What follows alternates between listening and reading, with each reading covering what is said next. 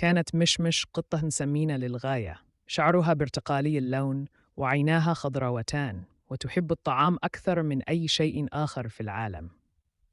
لم تكن مشمش مهتمة بالصيد أو الركض خلف الفراشات.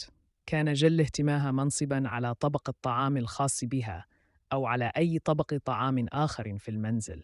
في يوم من الأيام قررت مشمش أن تشن غارة على كيس طعام القطط الجديد الذي اشترته لها صاحبتها رينا. كان الكيس ضخماً جداً، ووضعت رينا عليه مشبكاً بلاستيكياً لمنع مشمش من فتحه. لكن مشمش كانت أكثر دهاءً مما بدت عليه. راحت مشمش تدور حول الكيس وعيناها تلمعان بخطة شريرة. جربت دفعه ثم نطحته برأسها ثم عضته، لكن كل محاولاتها باءت بالفشل. شعرت بالإحباط لكنها لم تستسلم.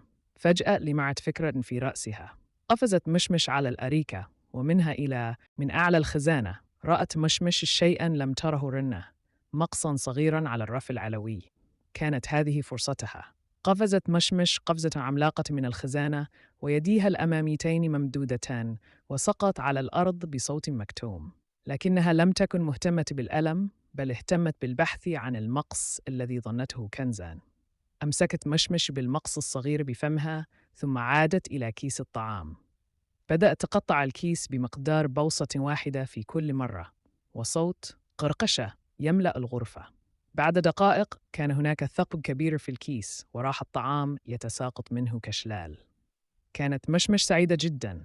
راحت تأكل وتأكل وتأكل حتى امتلأ بطنها وأصبحت بطيئة الحركة كسلحفاة. في هذه اللحظة دخلت رنا إلى الغرفة ورأت المنظر. أرضية المطبخ مغطاة بالكامل بطعام القطط، ومشمش ممددة على الأرض لا تستطيع الحركة. مشمش، ماذا فعلتِ؟